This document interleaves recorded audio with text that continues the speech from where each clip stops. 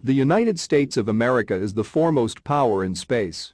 If now there are about 2,000 spacecraft in orbit, then for reference there are more than 1,000 American spacecraft, 320 Chinese spacecraft, 160 Russian spacecraft. That is, the Russian orbital constellation currently occupies only third place in terms of number. As for the aspects of the exploration of the moon, including the military aspect, there are very great prospects in this direction. At present, only 3 countries are closest to the implementation of their lunar program. This is definitely the United States of America. The Artemis program, which is being implemented at a rapid pace. I would take this very seriously. In order to put poles on the moon, hang flags, make a base, first of all, a super heavy rocket is needed, which can put about 150 tons of payload into low Earth orbit. Currently, the United States is close to realizing this idea. They used to have a similar Saturn V project. It would be logical to revive this project, but now it is impossible because there are no longer technological chains, factories, technologies. And the project must be recreated. China is getting close to realizing its plan. The Chinese program is the most secret. I will use the European name for Chinese missiles LM-5, LM-5A, LM-5B most likely. The LM-9 will be a Chinese super heavy rocket. Russia has a project for the Yenisei rocket, which will be capable of placing about 100 tons of payload into orbit.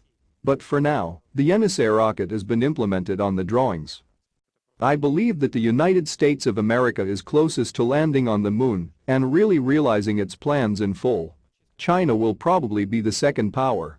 What about our agreements with China on some kind of joint project implementation? I would not take these agreements seriously because any cooperation with China in this area should primarily be in favor of Russia's national interests. What determines the launch of a heavy rocket into orbit? Russia has everything it needs to implement this project. This is the competence of engineering personnel, it is the availability of a production base. The missile development schemes used by the Chinese, Americans, and Russians are the same. Currently, no new technologies have been invented. So far, only talk about the development of electric rocket engines or engines with nuclear power plants. At the moment, these are only projects that cannot be implemented. Once the Soviet Union had its own super heavy rocket. There were 2 projects. N1 was not fully implemented. This rocket was capable of launching more than 100 tons of payload into low Earth orbit. Unfortunately, all 4 test launches were unsuccessful. I think that the Soviet Union would have implemented this project, but the death of the chief designer prevented the completion of this plan. Many experts believe that it is impossible to implement these projects because this requires a new generation of engines. I don't think we should expect a new engine now. And to say that the breakthrough will be associated only with the emergence of new engines. In my opinion, at this stage, these works should be developed in parallel.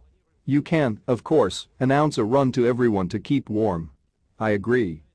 This is a smart strategy. But in addition to solving problems with missiles and building bases, we also need to solve the problem with radiation that exists on the moon. So it will be necessary to carry people back and forth. If you leave people for a long period, then you need to come up with isolation from radiation or build bases deep in the ground. Then the question arises. Will this rocket be able to deliver all this equipment to the moon?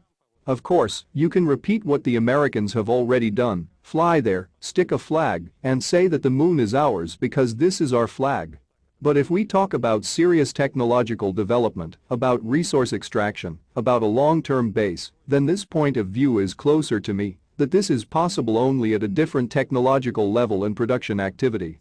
But we must start on the old principles.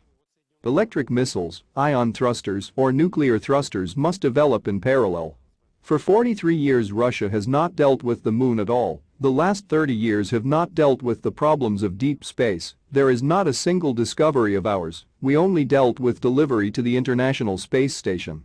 You can talk about engines as much as you like, but first of all, any process starts with setting a task, then funds are allocated, then personnel is selected.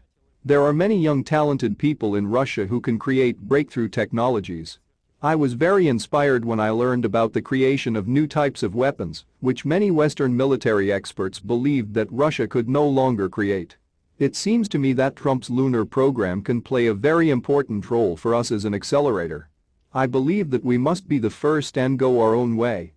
We clearly realize that all hopes that Elon Musk can solve these problems are laughable. Because we see him supply ventilators, confusing them with other machines. In doing so, he earned a huge amount of money. And it doesn't matter that Elon Musk demonstrated how his rocket returns many times, because these are all games with old technologies. Let's remember the history of artillery. World War I. What insanely large calibers the Germans built. It was a 422mm caliber. What's the caliber now? In Russia, it is a caliber of 203mm. That we do not understand anything about artillery, or did we understand that it is possible to go the other way to solve these problems? High-precision ammunition has appeared, which dramatically increases the effectiveness of hitting a target. It turns out that humanity did not endlessly increase the caliber because there are physical limitations. The principle of moving from quantity to quality worked. The same principle should be with the lunar program. This means that there must be a different approach to the Russian academic science, branch science. These are other tasks for the military-industrial complex. With regard to the placement of weapons in space, it seems to me that placing weapons on the moon is pointless. In terms of science, if an observatory is built there, it will make a colossal contribution to the study of deep space. Suffice it to recall how much the Hubble Space Telescope did provide. If it happens on the moon, then this is an order of magnitude more serious. We also do not know what is at a depth of 5 meters.